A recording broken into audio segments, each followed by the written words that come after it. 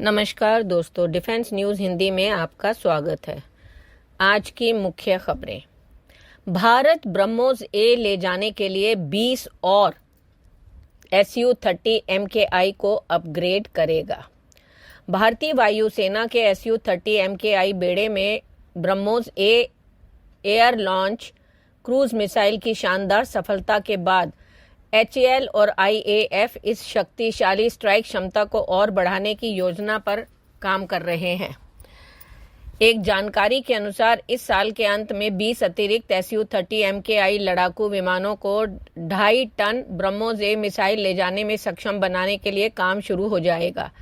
वर्तमान में लगभग 40 Su-30 MKI को भारी ब्रह्मोस ए मिसाइल को समायोजित करने के लिए कठोर पंखों और मजबूत अंडर कैरिज के साथ संशोधित किया गया है, जो IAF की स्टैंड ऑफ स्ट्राइक क्षमताओं को काफी हद तक बढ़ाता है। यह विशेष रूप से संशोधित विमान भारत की प्रतिरोधक क्षमता में सबसे आगे रहे हैं, जो उच्च मूल्य वाले भूमि और समुद्री लक्ष्यों के खिलाफ लंबी दूरी पर सटीक हमले करने में सक्षम है। अगला, भारत और फिलीपींस के लिए आकाश 1S वायु रक्षा सौदे को अंतिम रूप दे सकते हैं। भारत और फिलीपींस के बीच बढ़ती रक्षा साझेदारी में एक और महत्वपूर्ण मील का पत्थर साबित हो सकता है। दोनों देश कथित तौर पर फिलीपींस मरीन कॉर्प्स को आकाश 1S सतह से हवा में मार करने वाली मिसाइल प्रणाली की बिक्री के लिए एक सौदे को अंतिम रूप देने के करीब है। 2022 में ब्रह्मोस सुपरसोनिक क्रूज मिसाइल प्रणाली की ऐतिहासिक बिक्री के बाद यह दक्षिण पूर्व एशियाई देश को भारत की ओर से दूसरा बड़ा रक्षा निर्यात होगा।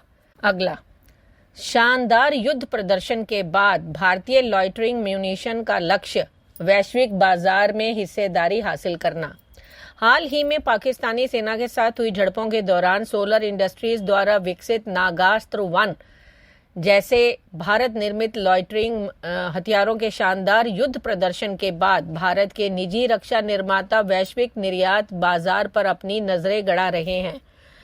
वास्तविक दुनिया के युद्ध परिदृश्यों में अपनी प्रभावशीलता साबित करने वाले प्रणालियों के साथ आने वाले महीनों में भारतीय मूल के लॉइटरिंग हथियारों में अंतर्राष्ट्रीय रुचि बढ़ने की उम्मीद है।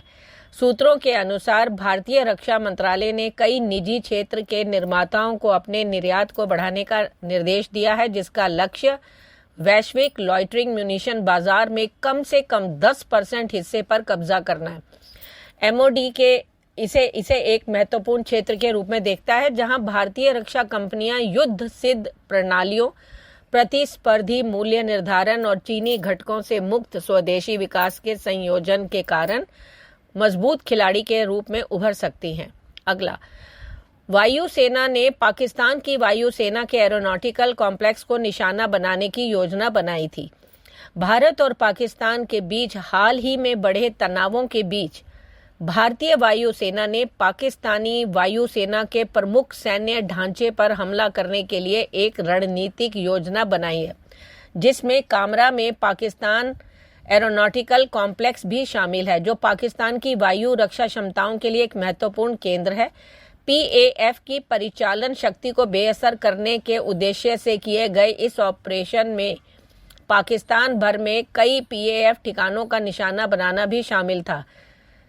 अगला, भारत और पाकिस्तान के बीच सैन्य टकराव का इतिहास हो रहा है, जिससे वायु सेनाएं अपनी साझा सीमा पर संघर्षों और झड़पों में महत्वपूर्ण भूमिका निभाती है। हाल ही में हुई झड़पें कथित तौर पर सीमा पार की घटनाओं और जवाबी कार्रवाइयों में से भड़की थी, जिसमें दोनों देशों की वायु सेनाएं उच्च दाव वाले अभियानों में शामिल थी। राफेल और Su-30 MKI जैसे उन्नत लड़ाकू विमानों से लैस भारतीय वायुसेना ने लगातार हवाई श्रेष्ठता बनाए रखने का लक्ष्य रखा है। अगला, फाइव आइज फ्रांस और जापान भारत से चीनी PL-15 मिसाइल के मलबे का डेटा चाहते हैं। भारत और पाकिस्तान के बीच हाल ही में हुई दुश्मनी के बाद एक महत्वपूर्ण घटनाक्रम में अंतर्राष्ट्रीय खुफिया समुदाय ने चीन निर्मित PL-15 हवा में मार करने वाली मिसाइल के मलबे पर अपना ध्यान केंद्रित किया है। पिछले सप्ताह भारत के साथ आक्रामक हवाई मुठभेड़ के दौरान पाकिस्तान द्वारा दागी गई यह मिसाइल भारत के पंजाब क्षेत्र में बरामद की गई। फाइव आइज इंटेलिजेंस अलायंस, जिसमें संयुक्त राज्य America, United kingdom, Canada, Australia और न्यूजीलैंड शामिल हैं, ने फ्रांस और जापान के साथ मिलकर मलबे का विश्लेषण करने में गहरी दिलचस्पी दिखाई है। अगला, HAL ने तेजस MK2 के विकास को आगे बढ़ाया। HAL ने भारत की अगली पीढ़ी के हल्के लड़ाकू विमानों जैसे तेजस MK2 के विकास में महत्वपूर्ण प्रगति की पुष्टि की है। पहला प्रोटोटाइप अभी निर्माण के चरण में है, जिसकी पहली उड़ान अब 2026 की पहली तिमाही यानी अप्रैल-जुलाई के लिए निर्धारित है, जो कि पहले से ही अनुमानित समय सीमा Q4 2025 से थोड़ी देरी है। HAL द्वारा घोषित और एरोनॉटिकल डेवलपमेंट एजेंसी द्वारा पुष्टि की गई यह अपडेट अपनी स्वदेशी रक्षा विमानन क्षमताओं को मजबूत करने के लिए भारत की प्रतिबद्धता को रेखांकित करती है। तेजस MK2, जिसे मीडियम वेट फाइटर के नाम से भी जाना जाता है, एक 4.5 पीढ़ी का बहुउद्देशीय लड़ाकू विमान है, जिसे भारतीय वायुसेना की कठोर आवश्यकताओं को पूरा करने के लिए तेजस MK1 और MK1A की कमियों को दूर करने के लिए डिजाइन किया गया है। एक बड़े एयरफ्रेम, क्लोज कपल्ड कैनॉन्स, एक अधिक शक्तिशाली जनरल इलेक्ट्रिक 5414 INS-6 इंजन और उन्नत एवियोनिक्स की विशेषता वाले MK2 को SEPECAT, जगुआर, डसॉल्ट मिराज 2000 और मिकोयान MiG-29 जैसे पुराने IAF विमानों की जगह लेने के लिए तैयार किया गया है।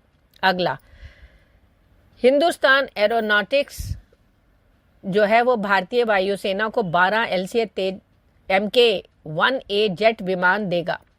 भारत के प्रमुख एरोस्पेस और रक्षा सार्वजनिक क्षेत्र के उपक्रम HAL ने 16 मई को घोषणा की कि वह 2025 के अंत तक भारतीय वायुसेना को 12 लाइट कॉम्बैट एयरक्राफ्ट तेजस MK1A जेट देने की उम्मीद करता है।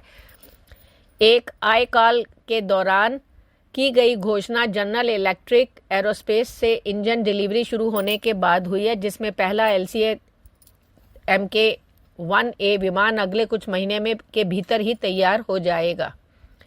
अगला, तुर्की की सेलेबी एविएशन ने भारत पर मुकदमा दायर किया।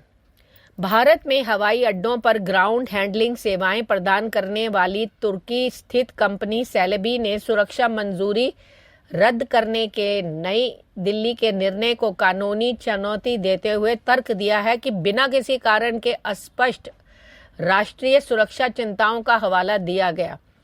भारत पाकिस्तान संघर्ष में पाकिस्तान पर तुर्की के रुख को लेकर भारत के बढ़ते जनाक्रोश के बीच भारत सरकार ने गुरुवार को राष्ट्रीय सुरक्षा के हित में सेलेबी की सुरक्षा मंजूरी रद्द कर दी। सेलेबी एयरपोर्ट सर्विसेज इंडिया ने 16 मई को राइटर्स द्वारा देखी गई फाइलिंग में दिल्ली उच्च न्यायालय से उस निर्णय को रद्द करने का अनुरोध किया, जिसमें तर्क दिया गया कि इससे 3,791 नौकरियां और निवेशकों का विश्वास प्रभावित होगा और कंपनी को बिना किसी चेतावनी के यह मंजूरी जारी की गई।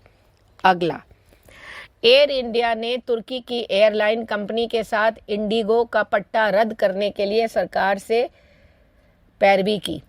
एक सूत्र और राइटर्स द्वारा लिखे गए एक दस्तावेज के अनुसार एयर इंडिया ने अपने प्रतिद्वंदी इंडिगो की उड़ान को रोकने के लिए भारतीय अधिकारियों पर दबाव डाला है तथा तुर्की एयरलाइंस के साथ नया हवाई अड्डा लीजिंग समझौता किया और इसके लिए व्यापारिक प्रभाव के साथ साथ इस्तांबुल द्वारा पाकिस्तान को दिए गए समर्थन के कारण उत्पन्न सुरक्षा चिंताओं का हवाला दिया है।